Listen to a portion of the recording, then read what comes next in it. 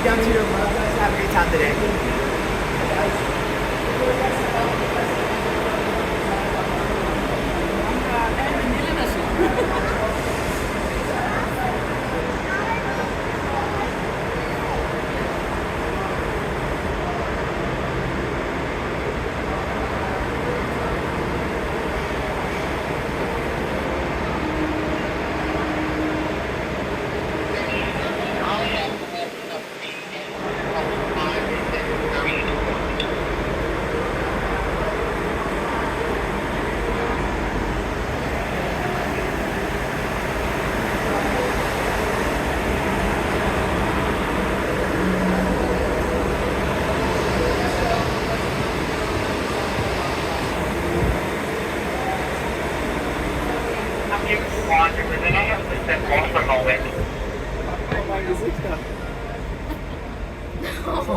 Richtig demoliert. Ja. Lass uns schön Foto.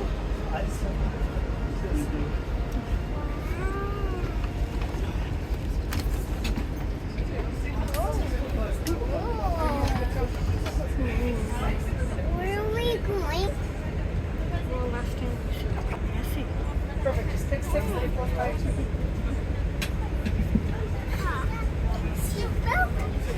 Seatbelt? ওই সাইডে বসলে ভালো আর বিল্ডিংটা এই দিকে Seatbelt? না কোন সিট বেল্ট না কিন্তু তুমি দেখতে পারবে এখানে কিছু নাই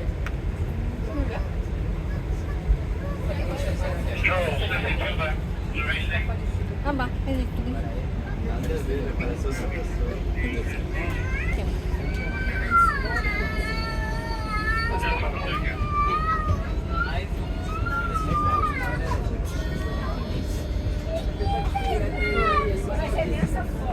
Mom, it's like we're in the middle.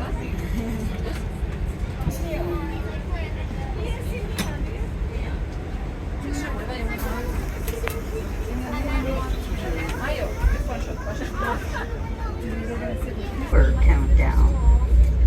Você puxou seu nome.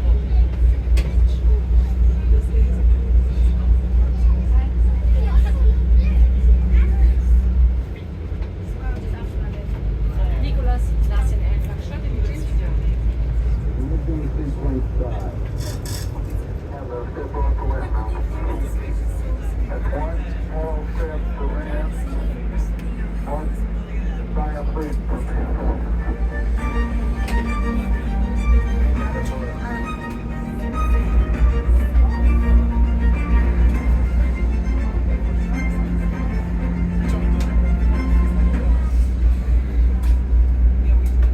We have pondered our place amongst the stars since the dawn of humankind.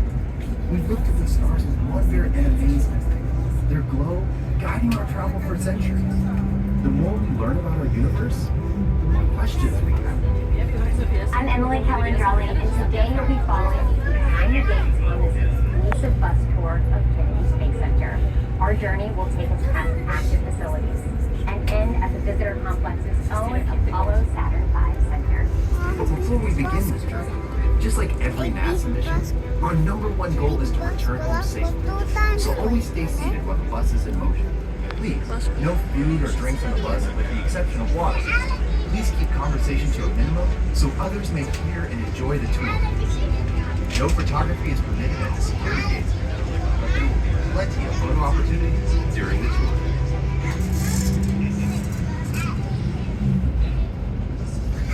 If you take a look to the right, up in the parking lot of our badging station, that is a Mercury Redstone rocket.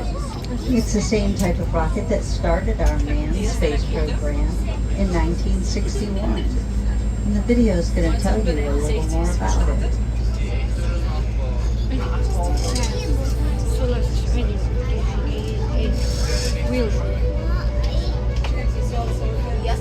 This rocket that you'll see standing tall in front of KSC's badging station is the Mercury Redstone rocket. It represents NASA's earliest efforts to send humans into space. These Redstone rockets were formerly ballistic missiles provided to NASA by the U.S. Army. In October of 1958, NASA formally organized Project Mercury with a mission to investigate man's reaction to this new environment and safely recover the capsule and its pilot. International Space Station from American soil for the first time since the Space Shuttle program ended in 2011. We're continuing to launch new research experiments and supplies to the space station with our commercial resupply services and launching the most technologically advanced scientific instruments to date into space through our Launch Services Program. This all culminates in our ultimate mission, the Artemis program, where NASA will return to the moon, this time with the first woman and first person of color, and continue on to Mars. In all our history, there's been one common theme woven throughout our DNA. It's our insatiable desire to explore beyond our home planet in our never-ending quest to expand our knowledge of the universe. As you venture behind the gates, you'll find a community of the most talented, dedicated, motivated workforce anyone Vehicle assembly building trying to grasp how large it really is in here. It has 4 bays. Each bay has 2 large horizontal doors below it and 7 smaller vertically opening doors above it, tall enough to fit the world's largest rocket through. In fact, these are the largest doors in the world. Construction of the VAB required 65,000 cubic yards of concrete, 45,000 steel beams, 1 million steel bolts, amounting to almost 100,000 tons of steel. Notice the flag painted on the outside of the VAB? It's the size of a 21-story building. The blue section alone is the size of an NBA basketball court. Each star is 6 feet across, and each red and white stripe is wide enough for this bus to drive down. And the entire VAB?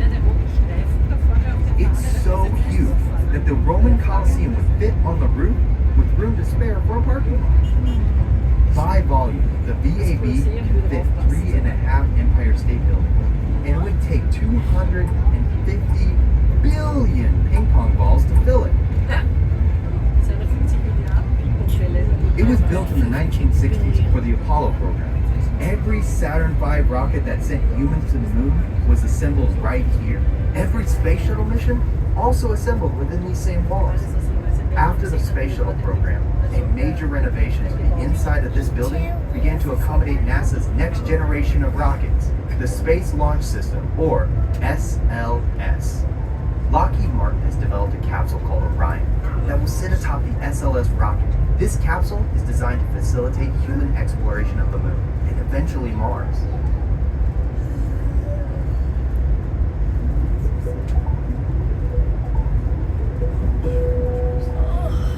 Take a look at the 4-story building with the slanted windows as we drive through this area. This is the Launch Control Center, where launch directors and their teams oversee every rocket that lifts off from KSC and give the final go or no-go. I'm inside the LCC with Charlie Blackwell Thompson, NASA's first female launch director. Now, Charlie, can you tell us a little bit more about what a launch director does? Absolutely. The launch director's job during the planning phase is to ensure that you have everything in place that you need to safely and successfully launch the Artemis missions. That includes things like your requirements are set, your launch commit criteria are understood, your procedures are ready to go, and your team is trained. The folks that sit in this room on launch day, they have a tough job, and that's to determine if the flight and the ground systems are go or no-go. And I depend on them to make those calls on launch day. Yeah, makes sense. So I hear that you're going to be the launch director for the inaugural flight of SLS with Artemis 1. Can you tell us a little bit more about the mission of the Artemis program? Well, the Artemis program, Artemis is actually named for the twin sister of Apollo. And so if you think about all that we did during the Apollo program, how amazing that was, it seems so appropriate that as we return to the lunar surface, we return to the moon, that we go under the banner of Artemis, the twin sister of Apollo. And while there are similarities in our program, there are also differences. This time our trip to the moon will be on a brand new rocket known as the Space Launch System, or SLS, carrying the crews in the Orion spacecraft. What is the goal or purpose of sending humans to the moon again? Well, the moon is a treasure trove of science and discovery. And so there's so much to learn from the moon. We're still learning from what the samples we gathered during the Apollo program. The beauty of what we're doing today is that instead of going for a short trip, we're going to stay.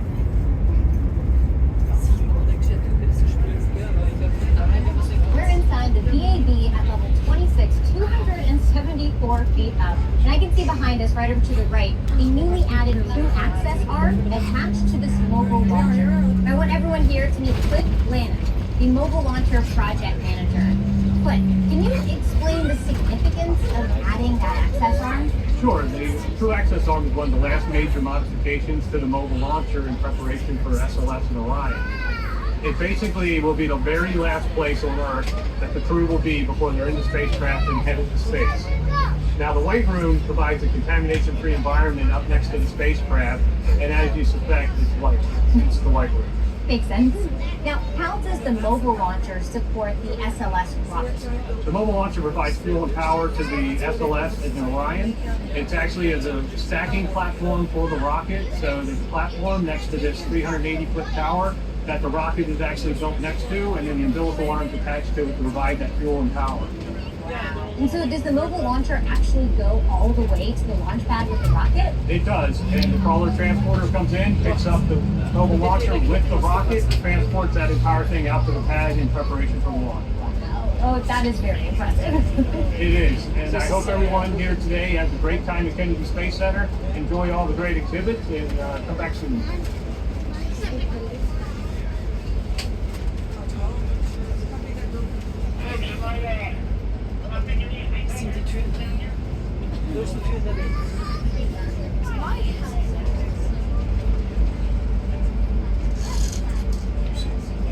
NASA is known for dreaming big.